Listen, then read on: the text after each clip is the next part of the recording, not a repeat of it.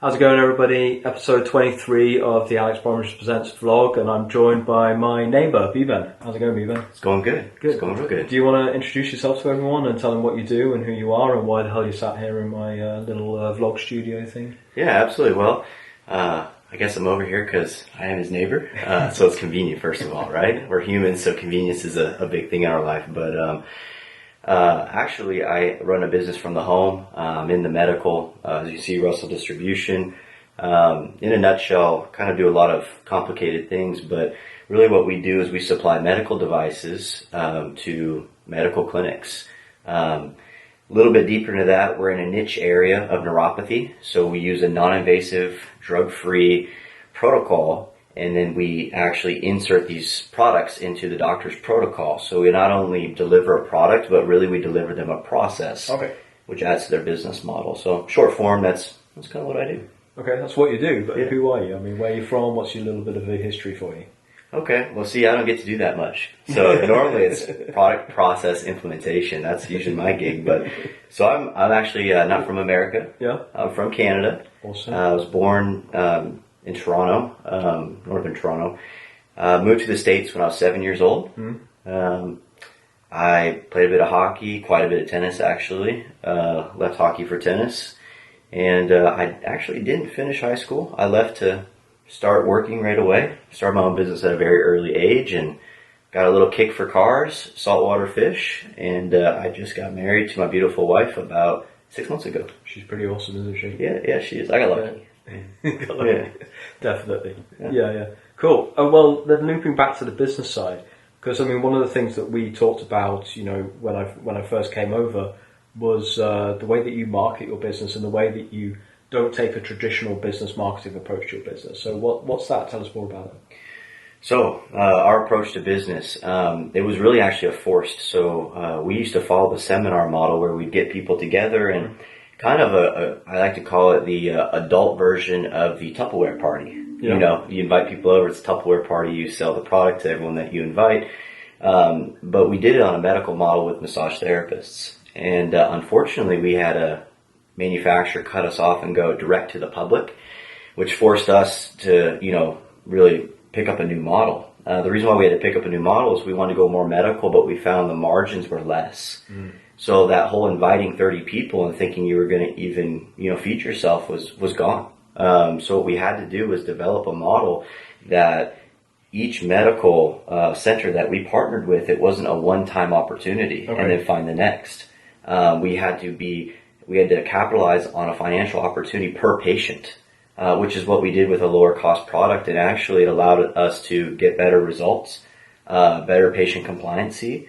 I could just keep listing the benefits, but especially because we're in a cumulative treatment process, accumulation, being able to treat yourself every day at home, and the patient actually owning the product and learning with the doctor about how to self-treat themselves. Gotcha. A lot of power to the patient. So it was a forced opportunity that actually turned out unbelievably well.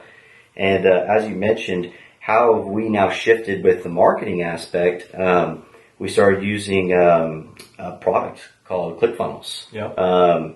It opened up my mind. I remember going, Awesome, right? I remember going to the first thing, and I saw these internet marketers that did this thing called affiliate marketing, and they did these live webinars, and they're making, you know, $200,000-300,000 in about 6 weeks, and I was just like, these people are scammers. You know, they don't have a real business. It's air. Yeah. They're extracting money from air, and I've got products, I've got costs. They've got a desk and a computer. Yeah. So it was really cool to watch. It opened my mind up to that there's more out there. I think it's cool with the affiliate marketing in a way, because it shows you how you can actually, with very little effort and just literally a laptop, you can make a business. I think there's a little bit in a lot of these businesses where people are selling thin air. They're selling a false promise. And I think that's a little bit of an issue that's going to come and bite the industry back a little bit. But I mean, when you first introduced me to ClickFunnels, it blew my mind. I'd never thought about it in that way. I'd obviously experienced those sort of sales funnels, but yeah, it completely blew my mind. So what's the difference between a ClickFunnel and a regular marketing plan? So most marketing plans is, you know, most people think of it as advertising, you know, having an ad and advertising, buying, and most local businesses would think of newspaper, TV, or radio. Yeah. And there's only so much you can do with that, especially for a brick and mortar. That's, sometimes they think that's all they can do because that's localized based. Yeah. But now with the internet, the way that we can geofence, target, and actually build an artificial intelligence based person out of thin air, but that's who is going to actually buy your product or show up to your place of business and spend their money, you can now target that person directly. Yeah, and I think that what a lot of people don't realize is that with the internet, not only can you create that virtual customer, so if you know your customer well, you can target them much more accurately. The cost to target them is like pennies on the dollar compared to using those traditional medias as well. Yeah, correct. And, if you get on a national platform like we are, there's a lot, it's unbelievable opportunities. So what that's done for us is just really opened up the gates. Also, it's a psychological marketing process too. So back in the day, we used to, door-to-door marketing, the vacuum sales cleaner guy, hey dad, would chuck dirt in the door and, you'd have to let them in to vacuum it up. And they had a flip chart, which was a sales process they followed. Yeah. And it was like, it was what they followed. Yeah. So that was a huge sales process that led huge direct sales companies like Rexair, Kirby, Saladmaster, a bunch of these huge products of Electrolux to basically just champion the direct sales market with these protocols. Now, when that changed is Microsoft PowerPoint was then the next sales deck. Companies would use that to then communicate to other companies, usually a lot of time B2B. But that's what they would do. And then we saw the MLM boom, right? And then so you see the guy in Starbucks with this slideshow. But now we're in an area where there's too much to do on the internet. People can get lost. So back to your question of what's really the difference of a sales funnel and traditional marketing, to create a sales funnel is you have a broad person you're trying to attract and you have a bunch of different information, but then you hone it down. Yep. And it's a controlled web page where they can't click anything but what you want them to do next. It's a step-by-step process. It's two choices, right? You either go to the next stage of the process, either giving more information or giving more money, or you leave. Correct. And that's it. And the conversion just goes through the roof compared to a traditional website. Exactly. Traditional websites, they can get lost, they can click, let me read about this person, and then they get distracted. The thing I like about the funnel is it keeps them hot all the way down. It really doesn't have a cooling off point. If anything, it just heats them up. Yep. It heats them up into making that decision and wanting more and more, and then tossing that free value. Russell Brunson's done a great job of that total sales process, and it's all laid out for you. So I'd have to say that's been probably the most dramatic thing I've found in my business that I'm now just moving forward with. It's taken me about a year to kind of rein in all the pieces because I do have a successful business, and to try and convert my ongoing business to this new model, there's been some challenges, and I've had to actually bring in some experts to pull it all together. But now where we're going with it is, I'm really excited. Yeah, but he also mentioned that using those experts hasn't worked quite as smoothly as you hope, right? Oh yeah. So not to call them out on no. but they did a good job. But you've actually found ways to refine what they did. Yeah. Well, what's funny is people hear marketing, and I'm sure if you're a business owner, most people don't like marketers because, like you said, there's a lot of hot air. We spent a lot of money. We burned a lot of money. Yeah. And, now that I look back at it, I didn't burn it. It really just was a stepping stone to get where I needed to be. But burning tens of thousands of dollars, almost about 100, to be honest, to get to the people that I know now and to get in the inner circles of evidence-based and everything else. It's just like everything else in your life, you got to pay the price to get to a certain point you want. Yeah. And I wanted to start high and big and broad, and I was asking for a lot, and being an amateur and a novice, I went into it and I paid my price, and now I'm really happy about the payoff. So It was all worth it at the end of the day. Yeah. Yeah. But you've got a great funnel that you're just launching now, right? Oh yeah, we've got 3 that we're launching next week. We've already been doing testing, so technically they're already launched. We ran a sequence yesterday to one of them, and we've been doing a little bit of testing. We have a last kind of email SMT error. I see it popping, and I see the guys all working on it. I'm getting the updates, but yeah, we have 3 launching, then we have a 4th coming right away. And then obviously what ClickFunnels has done too is opened up my mind to so many other ideas. It's almost getting to the point where I have to go, okay, stop, finalize. Yeah, we're trying to still do our first, and going back to working with those professionals and stuff. I mean, yeah, I find the graphics and just the creative side is the really difficult side that I find, because it's not an area that I'm particularly gifted in, but I've also found it really difficult to find good people to work with. And then the other thing is that we decided that we were going to do a lot of the copy ourselves, and that's turning out to be a real struggle, and that's put us maybe 4 weeks behind launching where we probably could have been if we'd have actually. So if I had my time again, I would not hire someone to do the graphics. I would have done them myself, and then I would have hired someone to do the copy instead. Yeah. So I'd have done it completely. I would have spent my money in the opposite way to how I thought I should do it. Yeah, that's, you learn things along the way. Yeah. That's for sure with anything in life, right? Yeah. But it's really, I think, what's really beautiful about this whole process is the community that I found actually within, the marketing community. Once again, I still don't like those types of communities because I think they're hot air, but I think this subgroup of marketing I think they're really cool people. Yeah. They're very helpful, and I've just had a blast with the entire thing, and I'm now learning that that's just a small subgroup, because we've actually used a new platform for our largest sales funnel, which is, a multifaceted product that we're going to use to retarget for multiples, because our end product is actually going to be our consumer, and we're going to take them with us and actually use them for multiple value offers down the road. And that I think for me was the really big aha when I learned more, when I dug into the funnels into the ClickFunnels after you introduced me to it. And I think the big thing that a lot of people who look into it miss is that once you get that customer, or you get that person who's interested, you get that lead, then you need to keep offering to that lead. And that's how you build up and generate more business over time. It's not by necessarily how powerful an individual funnel is or how great an individual offer is. It's the stacking up of those offers over time that really builds, the revenue per person. How can you add more value to that person continuously? Because they've obviously seen something in what you're offering in order that they want to engage with you more. Absolutely. And that's why, with the larger one, the concussion education course, we're dealing with parents.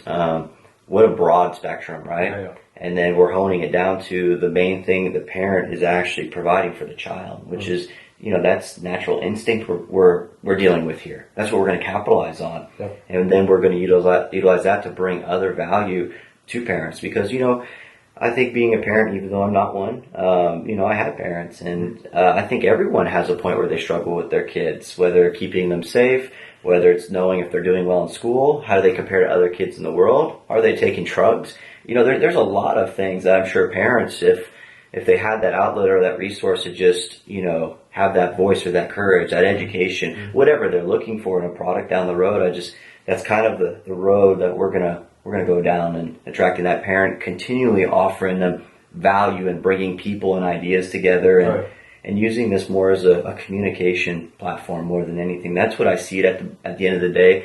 I see us building a relationship with our audience and nurturing that relationship and letting it prosper into something deeper and far more valuable. Yeah, and as a new parent, you can immediately start to associate with, just the fact that you have to start thinking about everything so differently, your priorities overnight. You would know that, right? Yeah, exactly. Well, 9 months ago, Beatrice came, and nothing has been the same since. No, I bet. Yeah, no, that's really cool. That's cool. So tell us about some other things that you've got going on. So, my wife, this is kind of exciting because we had a CBD product, and we called it Pharmaceutical. Which, totally tongue-in-cheek, right? Farm as in F. Yeah, yep, as in, the pigs and the cows and everything. Gotcha. So, because, you farm the hemp plants to create the product. So, I thought it was clever, and I thought it was really good, actually. Cool logo, we just got our first order. We're rocking it a little bit because it goes along with the restless leg syndrome component, and usually an accompanying issue with neuropathy is they can't sleep. So the CBD addressed that. We made sure we got an FDA-registered facility. We jumped through all the hoops, right? Because CBD is still under scrutiny. Well, they send me a letter and go, well, you know what? Because you're claiming pharmaceutical strength and anyone else that's doing that, we're cutting you off. And you have to make the change. So even though mine was a tongue-in-cheek, I wasn't saying it's pharmaceutical strength. But I get it. Whatever. You have to comply with the FDA. It's best you don't make a fuss. You just comply. They're easy to deal with when you just follow the directions. So which is awesome because I actually just gave the business off to my wife. Yeah. And I said, hey, why don't you have fun with this? You want to be in kind of health, beauty, fashion. She's got a real big interest in that. She's done some marketing for L'Oreal. Yeah. And wow, she flipped the whole brand. And now she's niched into a CBD nutraceutical sleep spray. And actually, when we get back from Dubai, which we're leaving on Tuesday, my wife and her mother are flying to the buyers group in Cincinnati with Target. Awesome. And it looks like we need to be prepping a PO for 4,000 units. Nice. And then we have a regional launch with 7-Eleven. So, and we have a funnel with that too. Yeah. So that's really cool. We actually have some outside distribution of some kind of, I guess, old school sales, you'd call it, right? Getting in front of some buyers. Good volumes, yeah. Yeah, absolutely. So we're getting UPC codes. We've never done that before. We're getting shippers. So that's kind of a exciting thing that's going on right in the background, as well as we have a brand new brand, a brand new product, and we already have some very large buyers group meetings. That's very cool. That's very cool. Yeah. So what advice would you give to someone who's thinking that they would like to start like a side gig or would like to actually, break out of corporate life towards something that more like what you do? I think, a lot of advice I could give them. Get ready to get beat up. I'm just kidding. I think it would be ask questions. I think that's really gotten me to where I am today in life. I think that there's a stigmatism around people don't want to ask questions and they don't want to embarrass themselves. There's that socialized pressure of just maybe not being smart enough. Maybe you just don't think you have enough talent. Stupid, I'll tell you what, I know a lot of stupid people, and I don't judge me for saying I don't care. They're dumb. And they make a ton of money. Mm-hmm. They have a lot of relationships, and they do all the stuff that, you probably sit and watch their YouTube and you think that, you want to do that stuff and you don't think you're capable. It couldn't be farther from the truth. And I think that there are a lot of people that they're enemies themselves. Mm-hmm. So my biggest advice would be ask questions. If you see something you want, you ask, and the person has it, or if it's an object, you really ask questions around it. Hey, how'd you do that? How'd you obtain that? Why are you doing this? If things seem weird to you or, you don't get them, it's like you should actually figure out what's going on there because being normal is being normal. It's out of your thought of normality and being out of your comfort zone is where the magic really happens. Yeah, for sure. So that would be my key advice is just, never think you're not good enough. I've even seen that with my parents lately where I thought, it's kind of upsetting to say that too, but about your parents, but you kind of grow up and you kind of look back on things and you see that some things were not as good or as great as you had thought, and sometimes you can almost see where you found even other adults and situations you've interacted with that as a younger child or even as a younger adult, you actually handled yourself more maturely. And you think that by, I'm 27 now, I think that for some reason in my mind, I should be so much more mature. Dude, you're a baby.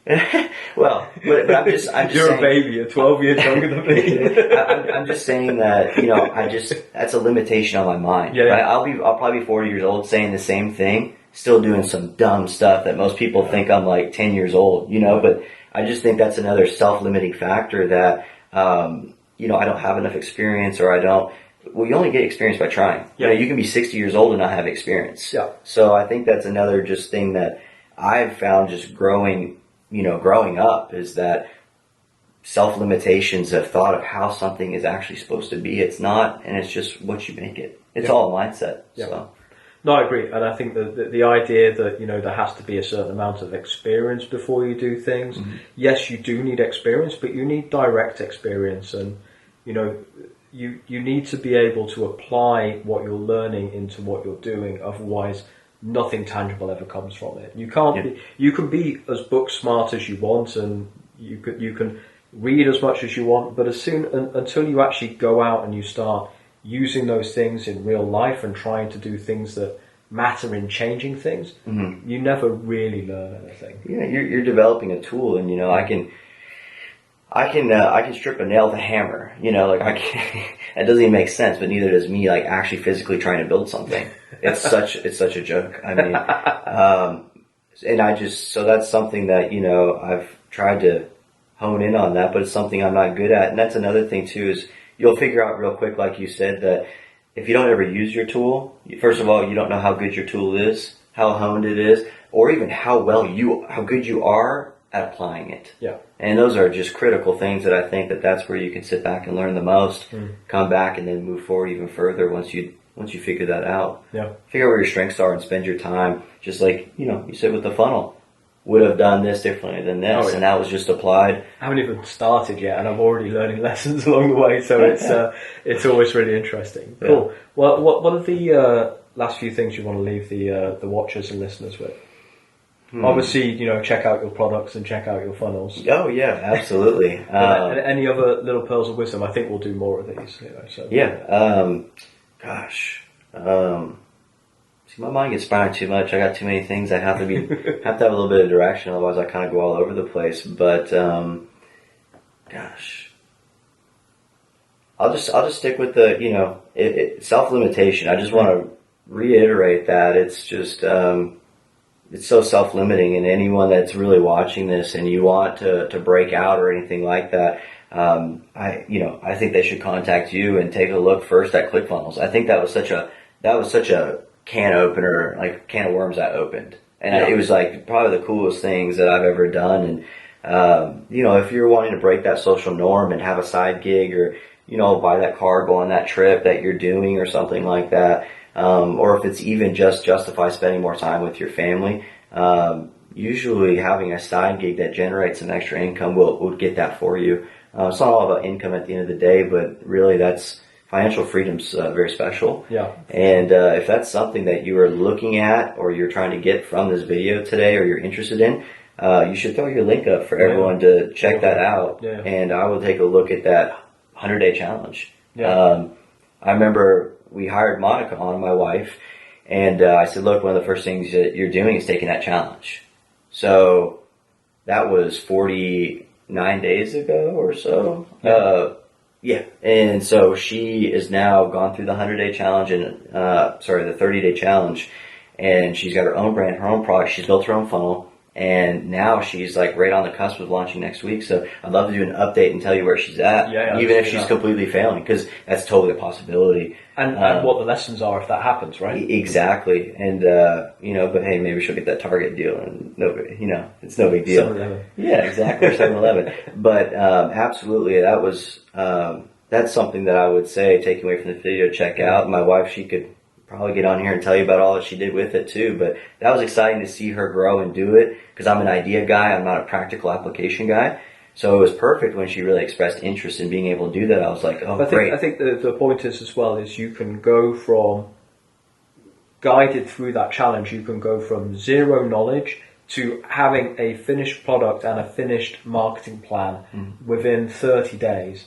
And you can launch a business in 30 days. Yeah. And in that challenge, they take you through every single step that you need. Yeah. And it's crazy cool. Yeah, it is. And, everything. And I believe there's even some hot air with that too. Oh, yeah. And I'd love to go through that with you on maybe some videos and talk about. We should do a dive into that. Yeah, absolutely. Even I would totally actually give up what I've put into it and everything number by number, what we extract. I have no problem, total transparency, because once again, I think that's something the industry needs.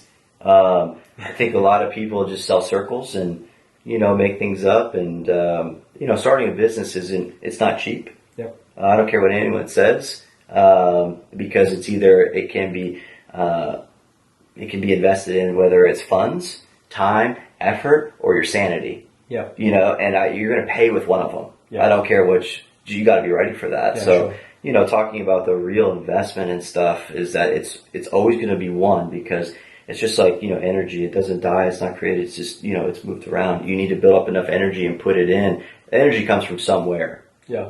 But let's park that one, and we should definitely do like a dedicated episode on that, because I find it really interesting, and without going down into that rabbit hole, I find it extremely interesting how the practicalities of running a business are not talked about at all in those things. Legal entities, bank accounts, taxes, all the stuff that actually really matters that will get you in a lot of trouble. Oh, yeah. Sales copy, how you have to be careful about those things. Mm-hmm. None of that is talked about at all, which is, I understand, because it's boring stuff and it's legal stuff. But on the other hand, you're sort of casting people out there with an idea that it's a completely free internet And it is, because you're free to get in as much trouble as you want. Yeah, that's a good point. And I think it would be really great, I think anyway, for that community, for us to talk about that as well. Yeah, absolutely. Yeah. I just learned what a K1 was like 2 years ago.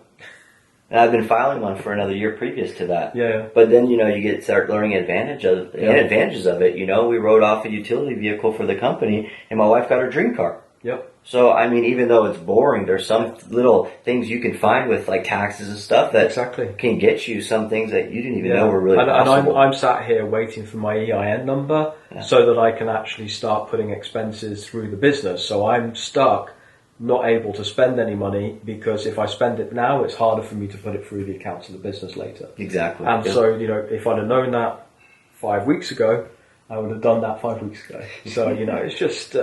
It's a learning path, really. So, oh, yeah. But that's the fun, but the journey's that, Yeah, exactly. That's another thing, too, is you can't look at the end. You gotta have fun on the journey. That'd be my last little takeaway. Yeah. Is no matter what you're doing, you never want to get caught in your life where you're just expecting something to take place or something to happen for you to value what you have. Yeah. I've seen some really devastating, actually, in my family, mindsets like that. And, you don't want to miss out on what you have in front of you in the life and the journey and the struggle. Because, at the end of the day, that's really actually what molds you into who you are, who you're going to be, and even helps you find who you want to be. Yeah. So, exactly. I think that would be my last takeaway of really important things of just my life and what I think life has to offer. That's awesome. All right, man. Let's wrap it up. Thanks very much for coming. I'm sure we'll do some more in the future. We should get Monica on here to talk about the sleep spray as well. So that would be pretty cool. Awesome. Yeah. Thanks everyone for listening. Hit us a like, share it, please. Subscribe to us on YouTube, and speak to you again tomorrow. Awesome. Thanks everyone. Bye.